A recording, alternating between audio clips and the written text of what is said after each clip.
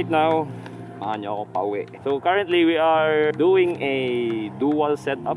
This one right here, the Hero 4, and I have a new one. This is the Hero 7. Hopefully sa mga nagbabalak bumili, you will be getting more ideas or will be informed before buying. So yun lang.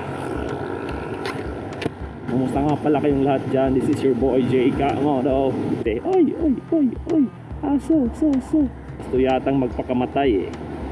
Huwag muna. Pasensya na't di tayo nakakapag-upload ng medyo marami-rami.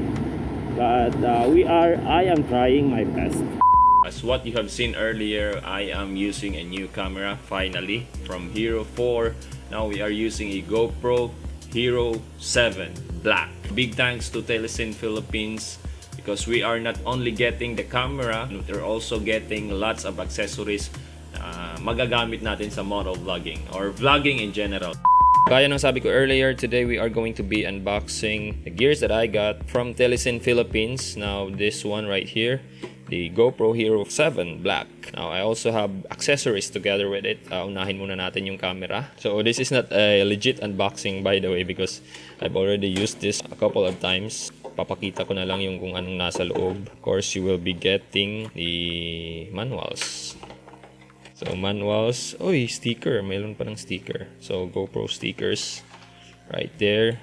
One flat mount, this one a curve mount. So kung helmet ang paggagamitan mo nito, it's the curve mount usually. Tapos transfer cable, USB type C. And of course, you will be getting the camera itself.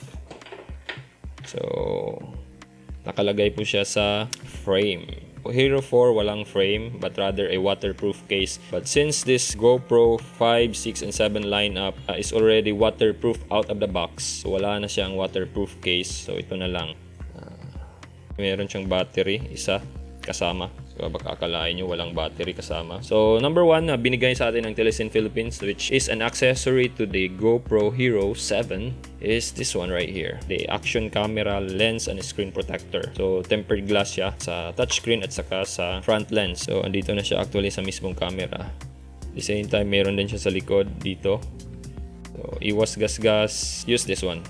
So yun yung number 1 na bigay sa atin ng Telesin Philippines. The second thing, protective carry case. So itong protective carry case is useful din para iwas gasgas or kung mabagsak man, iwas basag. You can simply put your GoPro and then zip it. With this carry case, you can put your GoPro inside your bag, inside your pocket without worrying na magasgas siya. So ito yun. Now, related to that is this one, neck strap lanyard. Simple lang po ang paggamit nito. Simply put this part right here. Screw mo lang to tighten it up para mag-lock. So mas madali mo na siyang i-access. No need to put it in your pocket. Just strap it in your neck and yun.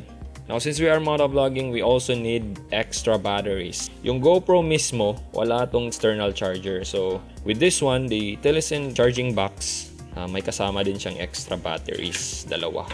Same pa rin, USB type C. Then the charging box enables you to charge, so maximum of 3 batteries. Kaya dito yung battery mo para mag-charge. For additional juice sa mga motovlogs, we can use this one. Battery storage type charging box ng Telesin Philippines. Now this one right here is the vertical frame. Yung vertical frame is basically medyo flexible siya na frame for your GoPro. It's because this one will enable you to mount your GoPro either horizontal, so parang ganito, typical na GoPro style mount or orientation, or you can also orient this frame vertically. So vertical videos na uuso po yan sa IG, Facebook. So with this frame, you can actually mount your GoPro in such a way na para siyang cellphone, or yung orientation niya is vertical. It gives you options of mounting it vertically and horizontally. Dito mo lang ilagay itong part na to. Now this one right here is the waterproof housing with side power bank. Itong housing na to, you can use this for underwater filming. May power bank siya sa gilid. So you can use this one to give an extra 2,300 milliamp hours ng battery for your Hero 7, 5, and 6. You'll be getting a side power bank. You can attach this sa side door ng GoPro Hero 7 mo. Pagtanggal nito, wag niyong hilahin pa ganito. Wag niyo rin hilahin pa ganito. Yun lang. Parang patagilid. Para di masira tong attachment niya. So after removing the side door, you can actually attach the side power bank. As you can see, it also charges your GoPro. So meron ka ng extra 2000 mAh na battery. Especially if you're filming for extended hours, yung limitation mo na lang siguro is kung gaano kalaki yung memory na gamit mo.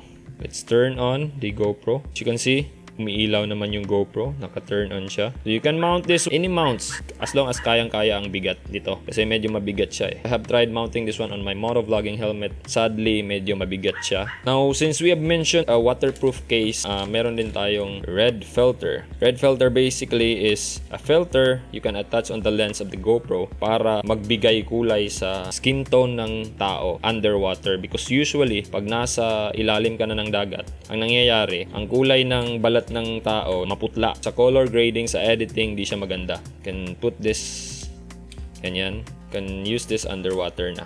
So big shout out to Telesin Philippines for providing us with a lot of gears actually for motovlogging and of course for vlogging in general na rin. Now if you're looking for accessories for your action camera, you can visit the official website telesinphilippines.com. Hanggang dito na lang. Again, this is your boy JCUTMoto signing off. Bye bye.